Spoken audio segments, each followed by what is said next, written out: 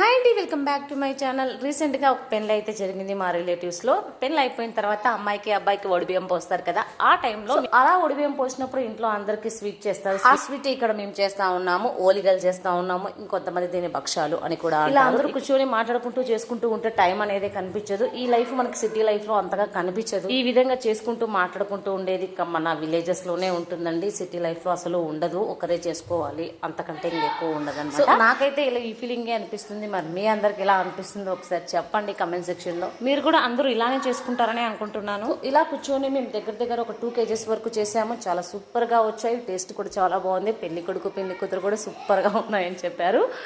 So ఇదన్నమాట. నేను ఇలా విలేజ్కి వచ్చినప్పుడల్లా ఇలా కూర్చొని ఎంజాయ్ చేస్తూ ఇలా పని చేసుకుంటూ ఎంజాయ్ చేస్తూ ఉంటాను అనమాట.